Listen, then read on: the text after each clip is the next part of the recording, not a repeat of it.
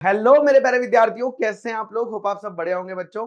मैं भी एकदम बढ़िया हूं। आज हमारे साथ जानवी जी हैं, जिन्होंने सीए फाउंडेशन दिसंबर 23 एग्जाम को क्रैक कर लिया और इन्होंने 325 मार्क्स स्कोर करे हैं। एंड यहां पर अगर मैं बात करता हूं बच्चों, तो इनके जो लॉ के मार्क्स आए, इन्होंने 79 मार्क्स स्कोर करे हैं। मैं जानता हूं कि कई सारे ऐसे स्टूडेंट्स हैं जिनके मन में लॉ को रिलेटेड बहुत सारे डाउट्स होते हैं। तो आज हम जानवी से बात करेंगे ताकि आपके लॉ के जितने भी डाउट्स हैं वो सॉल्व हो जाए। तो first of all Janhvi, congratulations. Thank you sir, thank you so much. तो आपने यार इतना अच्छे मार्क्स स्कोर करे हैं ओवरऑल सीए फाउंडेशन में भी, और स्पेशली लॉ में आपने 79 मार्क्स स्कोर करे हैं, जबकि वो एक थ्योरी सब्जेक्ट है और बहुत मुश्किल होता है। और इस बार तो बहुत ज्यादा स्ट्रिक्ट चेकिंग भी हुई है लॉ की, अगर देखा जाए तो। Yes sir. तो जानवी, मेरा आपसे पहला सवाल ये रहेगा कि लॉ में जब आप पढ़ाई करते हो तो आपके सोर्सेज क्या क्या थे। आपने कौन कौन सी बुक्स, कौन कौन से नोट्स को रेफर किया था लॉ की स्टडी करने के लिए। सर लॉ के लिए सबसे पहले जो आपने क्लास में आपने जो स्लाइड्स यूज की थी और जो आपने एग्जाम्पल क्लास में यूज किए थे, मैंने उनसे ही अपना सिलेबस कंप्लीट किया। Then I go through study module only 3 to 4 times. मैंने उसकी सिर्फ रीडिंग लगाई, लर्निंग नहीं, सिर्फ एक स्टोरी की तरह I did reading of the whole module. Then उसके ठीक है। बाद जो आपने क्वेश्चन बैंक प्रोवाइड किया था, that was way much helpful. मैंने उसको ही 3-4 बार रिवाइज किया और उससे ही रिटन प्रैक्टिस भी की। तो ओके। मेरे मेन मॉड्यूल जो स्टडी मॉड्यूल था एंड जो आपने क्वेश्चन बैंक प्रोवाइड किया, that was by main study source. चलेगा। तो क्या मैं ये कह सकता हूँ कि सिर्फ दो सोर्सेज है, ICI module plus question bank जो हमने प्रोवाइड किया यस था। सर। संजीवनी बूटी नोट्स यूज कर रहे थे या बस यही दो चीजें थी। नहीं सर, संजीवनी वोटी नोट जैसे आपने जब हम दिल्ली आए थे, दिल्ली हाँ की हाँ ऑफलाइन बैच में, तो अब हाँ हाँ, आपने उसको रिवाइज करवाया था, तो वो एक बिल्कुल। बार इनफ हो गया था मेरे लिए। Okay, got it got it. दूसरा बच्चों का जो मेन सवाल आता है मुझसे, वो ये होता है कि सर, लॉ जब हम क्लास में पढ़ते हैं तो समझ तो आ जाता है, लेकिन लॉ लर्न नहीं होता है क्योंकि बहुत ज्यादा टेक्निकल लैंग्वेज है, और जो कि एक प्रॉब्लम है, मैं मानता हूं। तो आपने इस प्रॉब्लम को कैसे ओवरकम किया। इस प्रॉब्लम को आपने, मतलब लॉ तो क्लास में सभी को समझ आ रहा है, आपको भी समझ आ रहा है, बाकी स्टूडेंट्स को भी आ रहा है, बट बाकी स्टूडेंट्स ने इतने अच्छे मार्क्स स्कोर नहीं करे हैं। वो किसी ना किसी वजह से कहीं ना कहीं तो कमी रह गई। तो आपने इस चीज को कैसे टैकल किया था। सर क्लास में जैसे आपने बोला सबको समझ में आया, तो मैंने उसको पहले स्टोरी की तरह ही उसको रिवाइज किया। देन मैंने ठीक है। उसकी मल्टीपल रिटन प्रैक्टिस की। ओके। आई गेस आप हाँ, जैसे आपने क्लास में सिलेबस कंप्लीट कराया, उसके बाद मैंने सारे सब्जेक्ट को टाइम इक्वली 2 to 3 आवर्स दिए। बाकी मेरा पूरा दिन 2 महीने तक सिर्फ लॉ को दिया मैंने। ओके। ओके, गॉट इट, मतलब आपने रिटर्न प्रैक्टिस करी है। तो रिटर्न यस। प्रैक्टिस आप कैसे करते थे, मतलब क्या आप प्रोविजन लिखते थे, क्वेश्चन आंसर की प्रैक्टिस करते थे, क्या लिखते थे एग्जैक्टली रिटर्न प्रैक्टिस में। रिटन प्रैक्टिस में सर जैसे कि मॉड्यूल्स में से आपने बोला था जैसे ओनली कीवर्ड्स यूज करो, तो मैंने बिल्कुल। पहले स्टार्टिंग में सिर्फ कीवर्ड्स लिखने स्टार्ट किए। एंड जैसे डिफरेंस वाले क्वेश्चन थे, उसमें सिर्फ मैंने बेसिक्स लिखने स्टार्ट किए कि हाँ मुझे एक बार ये लर्न हो जाए, आगे मैं कर लूंगी। राइटिंग पे मेरा अच्छा कमांड है कि मैं अच्छा राइट कर सकती हूँ, तो इसलिए मैंने कीवर्ड्स पे ज्यादा ध्यान दिया। देन जब ओके। हमारे मास्टर टेस्ट स्टार्ट हुए, तो मैंने फर्स्ट और सेकंड मैंने ज्यादा सीरियसली नहीं कर पाई, क्योंकि वो स्टार्टिंग में ऐसे ही था। बट जो ठीक है। थर्ड और फोर्थ वो थे मास्टर टेस्ट, वो मैंने फुल ऑन दिए। एंड मेरे अच्छा स्कोर भी था उसमें। एंड मैंने उसमें full provision and analysis conclusion सब मैंने जैसे क्वेश्चन बैंक में था एज इट इज उसको रिवाइज किया, एंड देन उसको रिटन प्रैक्टिस भी सेम किया।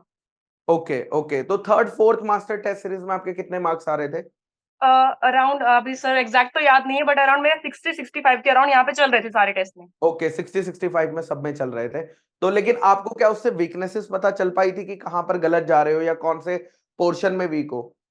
यस सर, ये तो जैसे मार्क्स वगैरह अलॉट करते थे, बट मुझे ये लगा कि अगर जो टीचर्स हैं वो ये प्रोवाइड कर दें कि इस क्वेश्चन में ये आप इम्प्रूव कर सकते हो, तो ज्यादा बेटर होता। But got it. इन्होंने जैसे मार्क्स उन्होंने मार्क्स अलॉट कर दिए, तो मुझे ये नहीं पता चला मैं इम्प्रूव कैसे करूं। बट देन अगेन मैंने उसकी रिटन प्रैक्टिस की। एंड मास्टर्स में खत्म होने के बाद भी जो पीवाईक्यूज थे, एमटीपीज थे, मैंने सब उनको रिटन प्रैक्टिस की। एंड अगर मुझे कोई यूट्यूब पे सॉल्यूशन मिल जाता तो मैं उससे चेक करती थी, या मैं खुद से बुक से मैच करके चेक करती थी, अपने आप ही एवेल्युएट करती थी। समझ गए जानवी, समझ गए। दूसरा ये आता है कि लॉ आज मैंने याद किया, मान लो आज 12 तारीख है, मैंने 12 तारीख को लॉ याद कर लिया, जो भी मैंने दो टॉपिक पढ़े। अब ऐसा होगा कि एक हफ्ते बाद वो टॉपिक मुझे उतना याद नहीं रहेगा जितना मुझे 12 तारीख को याद था। मतलब एक हफ्ते बाद हम चीजों को भूलने लग जाते हैं, करेक्ट, कि हर यस। चीज तो पूरी याद नहीं रहती।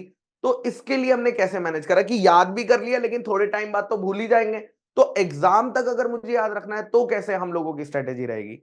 सर ये सेम मेरे साथ भी हुआ था। जब मैंने दिसंबर में बुक्स खोली तो ऐसा लगा बिल्कुल ही नया आ गया मेरे हाथ में ये क्या हुआ। ओके। बट यही है सर, मैंने जैसा जब हम दिल्ली आए थे तब भी मेरी रिटन प्रैक्टिस इतनी नहीं थी, या फिर मुझे मैं ये कहूँ कि मुझे प्रोविजंस बिल्कुल याद नहीं थे, बट मुझे ठीक उसका है। अंदर का कॉन्सेप्ट याद था। जो आप जैसे बिल्कुल। आप बोर्ड पे बता रहे थे, सामने बोल रहे थे, मुझे वो डिट्टो सब कुछ हिंदी में या फिर अपने स्टोरी में अपनी लैंग्वेज में सब याद था कि इसमें सब ये याद लिखना था। है और इसको आंसर को ऐसे फ्रेम करना है। बस मुझे हम्म। अंदर की कंटेंट के लिए मैंने प्रैक्टिस की दिसंबर में। आप अगर बच्चे ये करें कि अपना जो मॉड्यूल है अपनी फेमिलियर लैंग्वेज में, अपनी मदर टंग में या फिर किसी में भी उसको रिवाइज कर ले कि हाँ ये इसमें बिल्कुल। ऐसे होता है। जिस तरह से आप अपने लेमन लैंग्वेज में आप एग्जांपल्स देके बताते थे तो वो रिटेन हो जाते थे बहुत लंबे टाइम के लिए। Okay okay. तो जो डायरेक्ट क्वेश्चन आते थे उसमें आप एग्जांपल्स भी लिखते थे या सिर्फ प्रोविजन लिख के आ जाते थे जो नहीं sir, direct question? Examples examples जरूरी होते हैं कि बिकॉज उससे एक एग्जामिनर पे इंप्रेशन पड़ता है कि हाँ बच्चे को इस चीज को अप्लाई करना आता है। ग्रेट ग्रेट, समझ गए। और दूसरा जो प्रैक्टिकल क्वेश्चंस हमारे आते हैं जो केस बेस्ड स्टडी होते हैं डायरेक्ट को छोड़ के, उसमें आप फॉर्मेट को प्रॉपर फॉलो करते थे, provision, facts, analysis, conclusion, yes exam में सर। सारे जो आंसर्स 6 को मार्क फॉलो किया क्वेश्चंस था? थे, यस सर, जो हम्म। 6 मार्क क्वेश्चंस थे उनमें मैंने एज इट इज लिखा। बट जैसे 3 मार्क के 4 मार्क के जो क्वेश्चंस थे उसको मैंने शॉर्ट करके provision then analysis and conclusion एक साथ, फैक्ट्स मैंने अवॉइड कर दिए फैक्ट्स थे अवॉइड उसमें। कर दिए, बिल्कुल हम भी यही यस सजेस्ट करते हैं कि डिपेंडिंग अपॉन द टाइम आप इस चीज को स्मार्ट स्टडी, नहीं तो पेपर पूरा नहीं यस। होगा। पेपर पूरा, और लॉ में तो पेपर पूरा करना नहीं। बहुत ही यस। ज्यादा इंपॉर्टेंट है क्योंकि पता है वहां एक तरह से स्टैंडर्ड डिडक्शन होने ही वाला है। यस सर, मैंने ग्रेट। 95 मार्क्स का पेपर अटेम्प्ट किया, देन भी मेरे पास 15 मिनट लास्ट में बच गए थे जिससे मैंने पूरा पेपर एनालाइज कर लिया था अपना दोबारा। समझ गए समझ गए। और इसलिए रिटन प्रैक्टिस काफी इंपॉर्टेंट है उससे टाइमिंग के साथ। हम्म। और बाकी अगर मैं बोलूं कि आप अपने जूनियर्स को लॉ के लिए कोई स्पेशल टिप देना चाहते हैं, मतलब ये तो तुम्हें फॉलो करना ही करना है, बाकी कुछ करो ना करो, बट लॉ के पेपर में आपको तैयारी करते वक्त ये चीज तो ध्यान में रखनी ही पड़ेगी, इस चीज को तो फॉलो करना ही पड़ेगा, वरना उसके बिना आप लॉ शायद क्रैक ना कर पाए, ऐसा कोई टिप आपको यस लगता है सर। यार ये तो बहुत जरूरी है? यस सर, मैं कहना चाहती हूँ कि अपना मॉड्यूल को ही बाइबल मान लो। Module is the must. Module को ही बार बार रिवाइज करो, उसको जब तक तुम्हारे दिमाग में छप ना जाए कि हाँ इस पेज पे ये चीज लिखी हुई है, तब तक हम्म। मॉड्यूल को ही पढ़ना है। देन लास्ट में जैसे 1.5 डे में जो स्ट्रैटेजीज आपने हमें करवाई थी, उसमें भी जब हम्म। आपने हमें एक दिन पहले जो आपने इवनिंग में क्लास ली थी, हम्म। तो उसके बाद मैंने नेक्स्ट डे मॉड्यूल को ही गो थ्रू किया। देन क्वेश्चन बैंक से ही क्वेश्चंस पढ़े एंड देन उसको प्रोविजंस पढ़ लिए, क्योंकि लास्ट में नीचे एनालाइज हम खुद अपनी लैंग्वेज में कर सकते हैं। तो बिल्कुल। यही है, क्वेश्चन जितने हो सके उतने प्रैक्टिस करने चाहिए।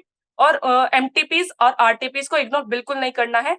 पीवाईक्यू सारे के सारे सॉल्व करके जाने हैं।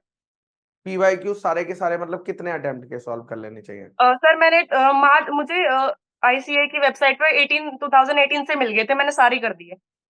ठीक है, तो वो आपने सारे सॉल्व करे थे, ग्रेट यार। सारे कर दिए। बाकी कॉन्फिडेंस था लॉ में जब पेपर देने गए थे, या लग रहा था कि यार कैसा सर पेपर आया क्या होगा? कॉन्फिडेंस, सर मेरे साथ ये हुआ, अकाउंट्स का पेपर मेरा थोड़ा सा गड़बड़ हो गया।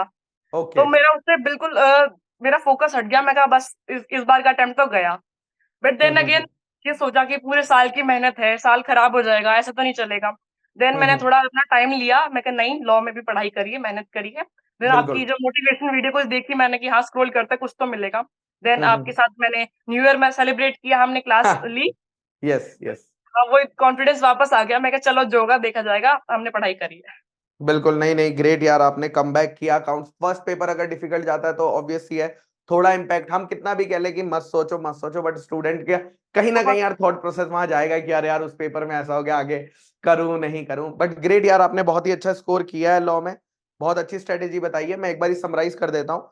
तो स्टूडेंट्स, अगर मैं बात करता हूँ जानवी की, तो जानवी ने दो सोर्सेज फॉलो किए थे। आईसीआई मॉड्यूल को बाइबल बना लिया था, और दूसरा वो क्वेश्चन बैंक के साथ पढ़ती थी। उसने राइटिंग प्रैक्टिस करी थी, बहुत ज्यादा एक्सटेंसिव राइटिंग प्रैक्टिस करी थी।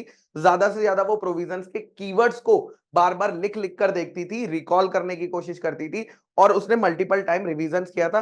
करेक्ट, यही किया था जानवी, इसके अलावा तो कुछ नहीं? No sir. ठीक है, तो आई होप आपके आगे की जर्नी भी जानवी बहुत अच्छी जाए। आपसे अच्छा लगा मिलके, एंड इंटरमीडिएट में अब हम लोग मिलेंगे। एंड ऑफ अगर कोर्स। स्टूडेंट्स आपका कोई और भी क्वेश्चन होगा तो आप कमेंट सेक्शन में लिख सकते हैं। Thank you. Tata, bye thank bye. You sir.